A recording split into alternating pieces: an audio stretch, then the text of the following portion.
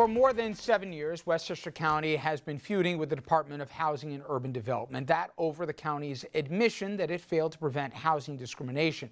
Now, the videotaped deposition of County Executive Rob Astorino has been released, and it was released exclusively to our own Andrew Whitman. And Andrew's here with more on that. Well, Rich, Westchester County Executive Rob Astorino has long complained about the county's requirements under that deal, even after pledging to abide by it. The deal requires the county to build 750 units of affordable housing, and just as importantly, to remove the barriers to fair housing in the county. Back in June, federal judge Denise Coate ruled against the county, saying Westchester was not living up to that deal by not doing everything it could to advance fair and affordable housing in the county. One key element to that was aimed squarely at the county executive, Rob Astorino. Astorino, the judge said, was not supporting the deal as the county is required to do. What's more, the judge cited Mr. Astorino for lying about claims that are not in the deal nor have been required by HUD and other actions that sought to turn public opinion against the deal. Mr. Astorino has long claimed that he has not lied or misled the public on the matter, and that trying to silence his criticism of the deal amounts to a First Amendment violation, blocking his personal freedom of speech. Opposition to the deal has been a political mainstay for Mr. Astorino, both in his election and re-election as Westchester executive and in his 2014 run for governor. Astorino using his fight with HUD to bolster his conservative credentials and to show him standing up to Washington and by extension to Governor Cuomo as well. What we're about to show you comes from Mr. Astorino's deposition taken on June 24, 2015, and it was a key component of the ruling against the county that came out 1 year later. In this clip, Astorino has been handed a copy of his State of the County address from April of 2013, in which he attacked HUD and the housing settlement, making claims that HUD was expanding the scope of the deal far beyond its original requirements. The voice you'll hear is James Johnson, the monitor overseeing the case. HUD has asked you to sue 31 municipalities to abolish basic zoning protections. Where's it done that? That threat exists because in the settlement it says as appropriate. I don't believe it's appropriate. I don't think we're anywhere near something like that. So the settlement says as appropriate. I'm asking you for any correspondence from HUD that says to sue each municipality to abolish basic zoning protections. And there is none, is there? Basic zoning protections? That's your speech. Yes, so can I explain? Sure. It is clear to me that HUD has injected itself along the way, linking zoning to this settlement. They have said in their letter of May 13th, 2011, outside the four corners of the agreement, making new demands on the county, which we don't agree to for a lot of reasons. And yes, I do believe. I'm sorry, Ms. Weiss, can you read the county executive the question again? You asked me and allowed me to. But you're not answering the question. I am answering the question. Let's read the question. Let's read the question again. Read the question again. I'd like an opportunity, Mr. Johnson, to answer the question. This is not a yes or no because there's a lot. Let's hear the question again. Or I'd like to read the entire section about HUD. We'll get there. Let's read the question again. Mr. Johnson's not letting Mr. Astorino answer the question after he agreed that he could explain. Have you received any correspondence from HUD telling you to sue each municipality? That would have to be the law department that can answer that question. I have no knowledge of it, but the law department may. But it is clear in my belief. That was your answer. You answered the question. Yes, and I'd like to continue the answer no, so actually, you have a better understanding. Mr. Forshaken, note the filibuster. I'd like to have, I'd like you to have a better understanding of the meaning because I don't want anything to be taken out of context. So I'd like the opportunity to be able to explain my answers. It's not always very clear-cut, yes or no. And I'd like the opportunity to discuss exactly what I said. Mr. Astorino, the question was about correspondence. The answer to that was no, or the law department has it. Isn't that correct? Yes, but I'd like to continue with the answer. You will not be permitted to. The next paragraph, it says, it means the neighborhood you live in today could change over time, and there is nothing you can do to stop it. A 5-story building or higher could be put on your street. Has HUD proposed building of higher than 5-story buildings during the course of this settlement? Objection form. To my knowledge, no. But again, I wanted to be able to respond to the question in greater length so you understand why I'm answering the way I'm answering. Well, I asked you a simple question. But you're taking a line out of a speech. The whole we're going through the speech, Mr. Astorino. Mr. Astorino, what I believe Do we that need HUD the is trying court? to Do we do. need to call the court now to get you to answer the questions? Because we can go through this record with Judge Code. I'm Do you have a answering your number? questions. You have a number handy? Let's just call Chambers.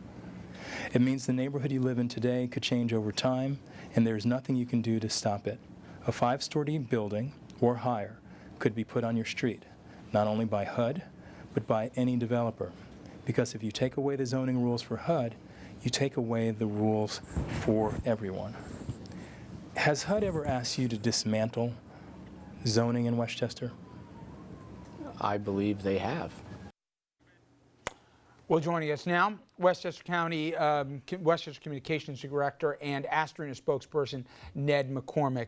Ned, clearly from that exchange, and there's many more in the hours, and Andrew's gone through it, you have the court monitor who's clearly ticked off here, and certainly the judge not too crazy, that the county executive or the office of the county executive has pandered to fears that HUD says never were uttered, and the county executive cannot point to any specificity where communities were going to change overnight, 5-floor buildings and more were going to be erected, that there was threats of suits, etc. Is it fair to say that the county executive played into fears that weren't, as they say, facts and evidence? Absolutely not. Look at your tape there. I mean, you have a picture of an elected official trying to answer questions, doing it truthfully, doing it candidly, and what's coming up, he's getting, that will not be permitted. This is what we've been up against with HUD from the very beginning. And it's just a shame. But Ned, here's the point. HUD isn't running a political campaign. The county executive, and this is the part that I never understood. In this very building where we were, I moderated a debate with then County Executive Andy Spano and then candidate Rob Astorino.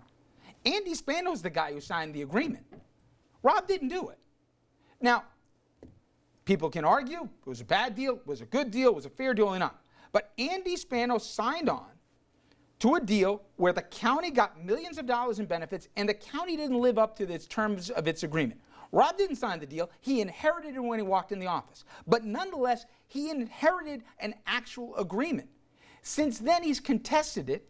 The county has lost millions of dollars, runs the risk of running millions more. You've got a judge. You've got now the HUD. You've got now the court-appointed monitor, all saying he's not only not being compliant, but he's playing politics with a legal agreement, and he's pandering in the process. Why wouldn't it have just been better, you're not going to win this, for the county executive to say, I don't like the deal, I didn't sign the deal, but I inherited the deal, so I'm going to live up to the terms of the deal? One word, leadership. When you see something and you don't think it's right and you're an elected official, you have an obligation to stand up and tell people. The county executive did inherit this deal from Andrew Spano. And what has he said from the very beginning? We are going to meet our obligations. And what have we been doing? For 7 years, we've been ahead of schedule in delivering the housing units. This is about 750 units of housing. We all know here that building housing is not an easy thing in Westchester. Building affordable housing is even more difficult, and yet we are successful. And why are we successful? Because we've been cooperating with our local municipalities, and because the underlying zoning allows us to be successful. One of the tenets of the deal is supporting the deal. That's part that the government of Westchester County has to actively support the deal. One of the things that we were cited for in that last ruling was that you haven't started a public campaign to actually tell people about the public housing. But in terms of supporting the deal, you can't do that and be seeking to undermine it at public appearance after public appearance, which is, you and I have talked about this many times, Rob Astorino and I have talked about this many times. Things like, show me where it says that you need to sue your municipalities. That came up in that portion of the deposition. And just if I could, Andrew, to be more specific, to the degree that Andrew's speaking about the language itself, Ned, was in 2009, again, that the predecessor signed, but a deal's a deal. They said that not only is the county compelled to build the new units, but also to, quote, affirmatively further fair housing by dismantling obstacles to integration like the onerous zoning laws that towns and villages have erected against outsiders. He didn't have to like it. Who's saying that? This was in the actual decree in 2009. I think you're paraphrasing that. What we have said we would do is we will build the housing, and we are doing that, okay? Well, certainly the court didn't feel you were living up to a North Castle, okay? North In Castle? Newcastle, excuse me. They didn't believe that you were doing it. As part of one of the communities that was designated was Chappaqua, and as a consequence, they don't believe you're living up to the terms of it. Can we look at Newcastle? We're about to put off 50 units into Newcastle. Okay? How are we not living up to it? Chappaqua Crossing, it's got 28 affordable units coming online, and also the station down by the train station, we have another unit that's about to come online. There's going to be probably close to 50 units of affordable housing in Newcastle. How are we not living up to the deal in Newcastle? So you're making the point, so we're clear, that you say you're giving up the fight. There's no more obstruction with HUD. You're going to give HUD everything they want. You're going to build all the housing. There'll be no zoning restrictions. You're going to be as compliant as possible as a county to what HUD's looking for. And this is all the figment of the imagination of Judge Coate, Mr. Johnson, and any other critic of it. That the county has been compliant and this is just government run amok. We are in firm belief that we are compliant, and I think the numbers speak for themselves. But the court has said that you're not being compliant, and it's more than just building the units. That's one aspect of the deal. But removing the barriers to affordable and fair housing is another part of it, and that includes affirmatively trying to promote this deal, not undermining it by telling people that, you know, there's going to be low-income housing on their blocks or that their zoning laws are going to be obliterated. Basically, there goes the neighborhood. That's the messaging. Listen, let's go back to what the court has said. There are two parts of this, and we talk about the main part, which is building the housing, and then the Second Circuit has talked about peripheral issues, their word, peripheral, in terms of the marketing, okay? We, under the settlement, are required to spend $400,000 on the marketing. We've already spent $1.2 million and have agreed to spend more and to do more. Where does that stop? I mean, where are we not compliant? Where have you been ordered by the judge or by the court to sue municipalities to change zoning? Well, if you look at like the May 13th letter of 2001, where it starts off, and we go there, I mean, there's words like, you know, what is your legal strategy? The fundamental thing that came down was HUD, in this letter, said you have to go beyond the four corners. And then they also said that we must develop a legal strategy to identify specific zoning issues that the county will challenge. What are those zoning issues? Those zoning issues are standard zoning practices. They include limits on the number of bedrooms, size, lot, density, single-family houses, sewers. We said, stop. You're basically asking us to dismantle standard zoning practices. That is not the job of HUD. The job of local zoning belongs to the local municipalities, and it is guaranteed under the New York State Constitution of Home Rule, and that's what we're defending. Ned, in a minute, and Andrew, I'll let you take it after this. Nobody is gonna, for a second, pretend. Look, the paper of record in here, the Journal News, you know what their editorial pages. You've seen the Times today. The messaging, whether intentional or otherwise, is kicking and screaming. This county and this county executive are being forced to have to try and integrate the county and to create fair housing for all. The decree that was signed says by all means necessary to make it happen. He has been the most unwilling partner to do this. And if you believe that that's a figment of my imagination, I suggest you are misreading the situation, Ned. The premise is out there that Westchester doesn't want to do this, even though Westchester signed the deal to do this, maybe not Rob, but its predecessor did, and a deal's a deal. And he believes, look at what they're doing here. They're going to change the fabric of this county here. There goes the neighborhood. The look that it's putting on the county isn't a good one, and more than anything, we all know how this ends. The county's going to have to do it anyway, so why fight it? We are doing it, and you left out an important word, if appropriate. Why do we have to sue municipalities if they are building the housing? You mentioned Chappaqua. Who said you have to sue municipalities? Right here. Come up with a legal strategy. What does a legal strategy mean to you? If they're not compliant. But you know what? They are compliant. You guys compliant. are supposed to be the ones leading the charge. You're the ones being dragged kicking and screaming to do it. We're not. We're building the housing. They are compliant. Where's the legal case? Listen to what Rob said.